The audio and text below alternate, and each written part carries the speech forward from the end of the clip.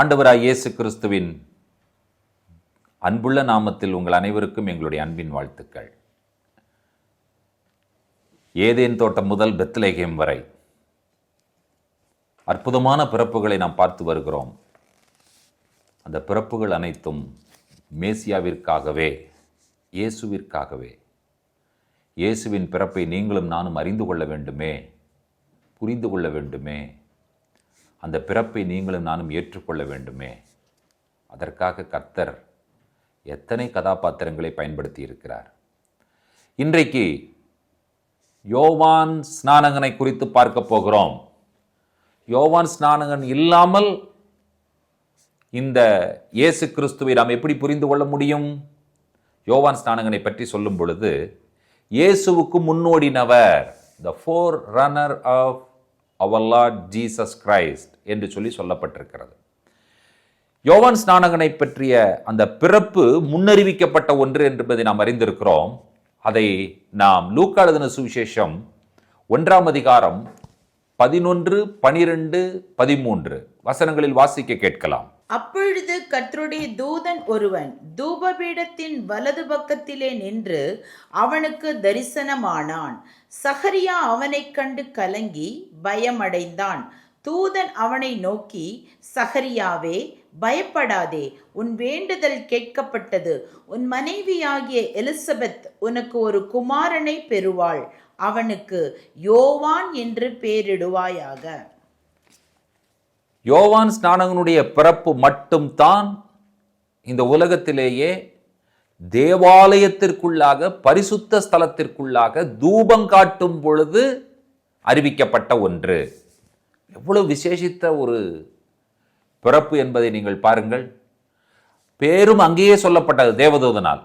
உனக்கு என்ன பேர் வைக்கணும்? ஒரு குழந்தை பிறப்பான், அவனுக்கு என்ன பேர் வைக்கணும்? யோஹன்னான் என்று சொல்லி நீ பேர் வைக்கணும் அப்படின்னு சொல்லி தேவதூதனால் சொல்லப்பட்டது. சகரியா கேட்கிறார், வெளியே வருகிறார். அவர் பேச முடியாமல் போகிறது, ஊமையாகிவிட்டார். எவ்வளவு காலம் ஊமையாக இருந்தார்? 9 மாதங்கள் பேசவே இல்லை. கடைசியில் எலிசபெத்து கர்ப்பந்தரிக்கிறாள். கர்ப்பந்தரிக்கப்பட்ட எலிசபெத்து ஒரு குழந்தையை பெற்றெடுக்கிறாள். இப்பொழுது எலிசபெத்து சொல்லுகிறார், இந்த குழந்தைக்கு யோவான் என்று பெயர் வைக்க வேண்டும் என்று சொல்லி. கூடியிருக்கிற உறவினர்கள் சொல்லுகிறார்கள், எப்படி யோவான்னு பேர் வைப்ப? அவங்க அப்பா பேர் தானே வைக்கணும். யூதர்களுடைய வழக்கமே அதுதான். இப்போ நீ இந்த உங்களுடைய இதிலேயே இந்த பேரே இல்லையே, நீ எப்படி இதை வைப்பாய்? ஏதோ மாற்ற பார்க்கிறாள் என்று சொல்லி அவர்களுடைய இனத்தார்கள் எல்லாம் நினைக்கிறார்கள். அப்பொழுது இவனிடத்தில் கேட்கலாம் என்று சொல்லும் பொழுது சகரியா எழுதி காண்பிக்கிறார். யோவான் என்று எழுதி காண்பித்த உடனே அவனுடைய வாய் திறந்து விட்டது. பல அற்புதமான பவர்ஃபுல் ப்ராஃபஸி தன்னுடைய மகனை பற்றி யோவான் சொல்லுகிறதை நீங்கள் வாசிக்கிறீர்கள்.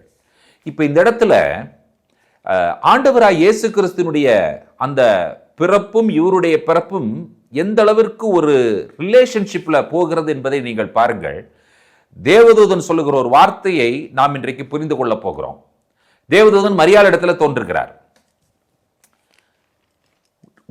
நீ கர்ப்பவதியாவாய், ஒரு குமாரனை பெறுவாய் என்பது யாருடைய வார்த்தை? தேவதூதனுடைய வார்த்தை. யாருக்கு சொல்லப்பட்ட வார்த்தை? மரியாளுக்கு சொல்லப்பட்ட வார்த்தை. அது தேவனுடைய குமாரன் என்னப்படும் என்று சொல்லுகிறார். மரியாள் ஒரு கேள்வி கேட்கிறார், இது எப்படி ஆகும்? நான் புருஷனை அறியேனே. இது யார் கேட்கிற கேள்வி? மரியாள் கேட்கிற கேள்வி. இந்த மரியாளிடத்திலேயே இந்த தேவதூதன் இன்னொரு இன்ஃபர்மேஷனையும் சொல்லுகிறார். லூக்கா 1ஆம் அதிகாரம் 36வது வசனம் வாசிப்போம்.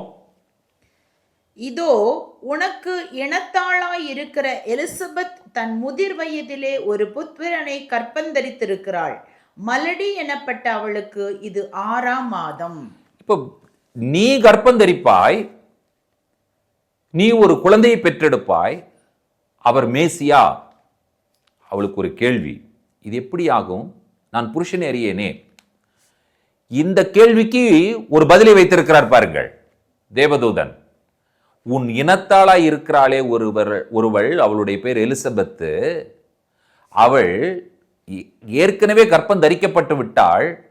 மலடி என்று சொல்லப்பட்ட அவள் கற்பந்தரித்திருக்கிறாள். எப்பொழுது? முதிர் வயதிலே.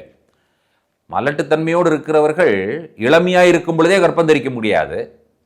வயதானதற்கு பிறகு என்று சொல்லும் பொழுது, முதிர் வயது என்று சொல்லும் பொழுது, ஸ்திரீகளுக்குள்ள வழிபாடு நின்றதற்கு பிறகு கர்ப்பம் தரிக்கப்பட்டவள் என்பதுதான் அதனுடைய பொருள். அதுல வர்ற ஒரு இன்ஃபர்மேஷனை பாருங்க. தேவதூதன் சொல்லுகிற விஷயம், nothing shall impossible for God. இப்போ இதுல நம்ம புரிந்து கொள்ளக்கூடிய விஷயம் என்னன்னு சொல்லி கேட்டீங்கன்னு சொன்னா, மரியாளை பொறுத்தவரை இட் இஸ் டூ ஏர்லி அப்படிங்கிறார். இன்னும் டைமே ஆகலையே, எவ்வளவு ஏர்லியாவா? புருஷன் அறியாமலேயாவா? It is too early. எலிசபெத்தை பொறுத்தவரை இட் இஸ் டூ லேட். ஆனால் ஆண்டவர் சொல்லுகிறார், in the sight of God it is neither too late nor too early, nothing is impossible for God என்பதுதான் தேவனுடைய செய்தியாக இருக்கிறது. இந்த கிறிஸ்துமஸ் நாளிலே நீங்கள் புரிந்து கொள்ளக்கூடிய ஒரு செய்தி என்னவென்று சொன்னால், தேவனால் கூடாத காரியம் ஒன்றுமே இல்லை என்பதை நீங்கள் புரிந்திருக்கிறீர்கள். அப்ப தேவன் ஒரு காரியத்தை உங்களை கொண்டு செய்கிறார் என்று சொன்னால் அதற்கு நோக்கம் இருக்கிறது. Why John the Baptist என்கிற கேள்விக்கு என்ன பதில்? இதோ உலகத்தின் பாவத்தை சுமந்து தீர்க்கும் தேவாட்டுக்குட்டி என்று சொல்லி யோவான் ஸ்நானகனால் அடையாளம் காட்டப்பட்டவர் இயேசு என்று சொல்லி யோவான் எழுதின சுவிசேஷம் 1ஆம் அதிகாரம் 29வது வசனத்தில் நாம் வாசிக்கிறோம். வாசிக்க கேட்கலாம். மறுநாளிலே யோவான் இயேசுவை தன்னிடத்தில் வரக்கண்டு, இதோ உலகத்தின் பாவத்தை சுமந்து தீர்க்கிற தேவ ஆட்டுக்குட்டி. உலகத்தின் பாவத்தை சுமந்து தீர்க்கிற தேவாட்டுக்குட்டி. அப்ப lamb என்பதை அவன் புரிந்து கொள்கிறான். lamb of God யாரு? ஆண்டவராய் இயேசு கிறிஸ்து. இப்பொழுது என்ன நடக்கிறது என்று சொல்லி பார்த்தீர்கள் என்று சொன்னால், why John the Baptist? John the Baptist உடைய birth ஒரு மிராக்குலஸான birth என்பதை நாம் புரிந்திருக்கிறோம். ஏன் யோவான் ஸ்நானகன் என்று சொன்னால் பதில் என்ன? ஜீசஸ் த மெசாயா. அதுதான் பதில். ஏன் நீங்களும் நானும் என்கிற கேள்விக்கு பதில் என்ன? ஜீசஸ் த மெசாயா, மேசியாவா இயேசுதான். எதற்காக இந்த உலகத்தில் நான் என்கிற கேள்வியை கேளுங்கள். இயேசு கிறிஸ்துவுக்காக என்கிற பதில் தான் வர வேண்டும். இதுவரைக்கும் வரலைன்னா இனிமேலாவது வரட்டும். இயேசு கிறிஸ்துவுக்காக நான் என்கிற பதிலோடு கூட நீங்கள் இந்த செய்தியை கேட்க வேண்டும் என்று சொல்லி நான் ஆசைப்படுகிறேன். இப்பொழுது யோவான் ஸ்நானகனால் இயேசு கிறிஸ்து ஞானஸ்நானம் பெறுகிறார் என்று சொல்லி மத்தேயு எழுதின சுவிசேஷம் 3ஆம் அதிகாரம் 15வது வசனத்தில் நாம் வாசிக்கிறோம். இயேசு அவனுக்கு பிரதியுத்தரமாக, இப்பொழுது இடங்கொடு, இப்படி எல்லா நீதியையும் நிறைவேற்றுவது நமக்கு ஏற்றதாய் இருக்கிறது என்றார். அப்பொழுது அவருக்கு இடம் கொடுத்தான். இயேசு யோவானிடத்தில் ஞானஸ்நானம் பெறுவதற்காக வருகிறார். யோவான் சொல்லுகிறார், நான் தான் உம்மிடத்தில் வர வேண்டும், ஆனால் நீர் எம்மிடத்தில் வருகிறீரே. இல்லை இல்லை, நீதியை நிறைவேற்றுவதற்காக இடம் கொடு என்று சொல்லி சொன்ன உடனே இயேசு ஞானஸ்நானம் எடுக்கிறார். அங்க நடைபெறுகிற நிகழ்வு என்ன என்பதை நீங்கள் புரிந்து கொள்ள வேண்டும். John the Baptist was a pure bloodline from the tribe of Levi and in the lineage of Aaron. Levi கோத்திரத்திலே ஆரோனுடைய வம்சத்தில் வருகிற ஒரு சுத்தமான பியூர் பிளட் யாரு? ஜான் த பேப்டிஸ்ட். அப்போ சகரியாவிற்கு பிறகு அடுத்தது ஆசாரியனாய் ஆக வேண்டியவன் யார் என்று சொன்னால் இந்த யோவான் ஸ்நானகன். இப்போ ஆரோனுடைய வம்சத்தில் வருகிற ஆசாரியன் எங்கே நின்று கொண்டிருக்கிறார்? யோர்தான் நதியில் நின்று கொண்டிருக்கிறார். இயேசு கிறிஸ்து யார்? மல்கிசேதேக்கின் வம்சத்தில் வருகிற ஆசாரியன். அவர் எங்கே நின்று கொண்டிருக்கிறார்? யோர்தான் நதியில் நின்று கொண்டிருக்கிறார். என்ன நடைபெறுகிறது?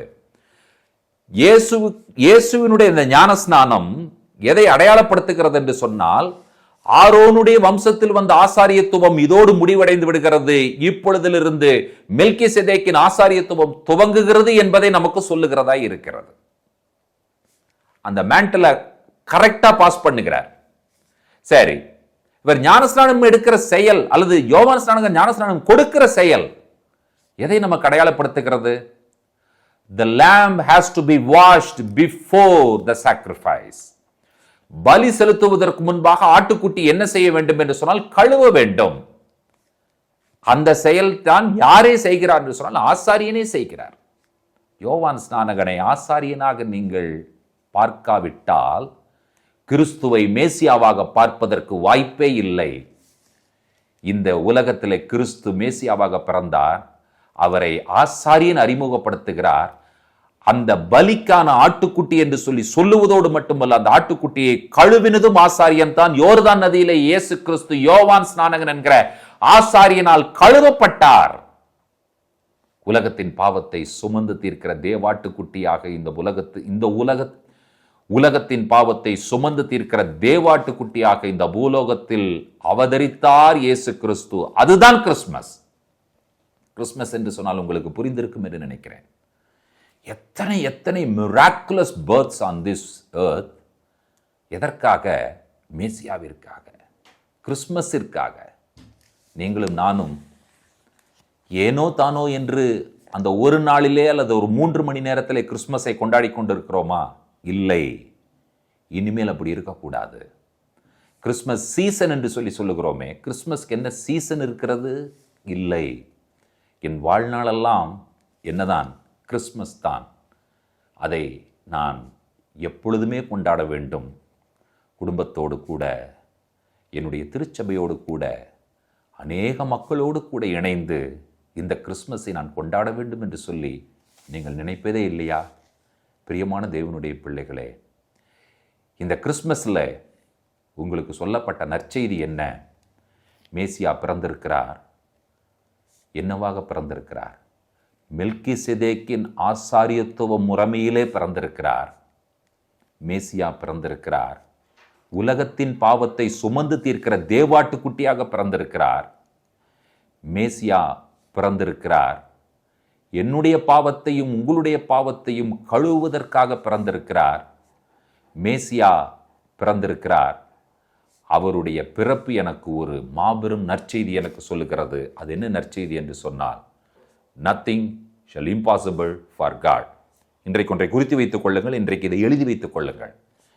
என் தேவனால் என்னுடைய வாழ்க்கையிலே கூடாத காரியம் என்று ஒன்று இல்லவே இல்லை. அதை எழுதி வைத்துக் கொள்ளுங்கள்.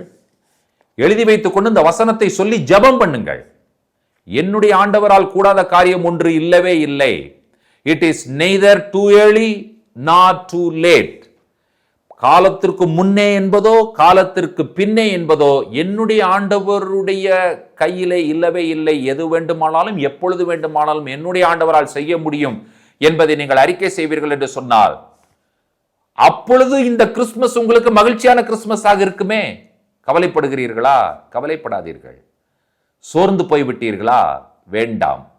இழந்து போனேனே என்று நினைக்கிறீர்களா? இல்லை. எல்லாம் போய்விட்டதே என்று சொல்லி நினைக்கிறீர்களா? நோ, சான்ஸே கிடையவே கிடையாது. மேசியா பிறந்திருக்கிறார். எதற்காக பிறந்திருக்கிறார்? அவர் உங்களுக்கு ஒரு செய்தியை சொல்லுவதற்காகவே பிறந்திருக்கிறார். Nothing shall impossible for God. யோவான் ஸ்நானகன் அற்புதமாக பிறந்தார். அற்புதமான மேசியாவாகிய இயேசு கிறிஸ்துவை இந்த உலகத்திற்கு அடையாளம் காட்டுவதற்காக பிறந்தார். நீங்களும் நானும் பிறந்திருக்கிறோம். எதற்காக பிறந்திருக்கிறோம்?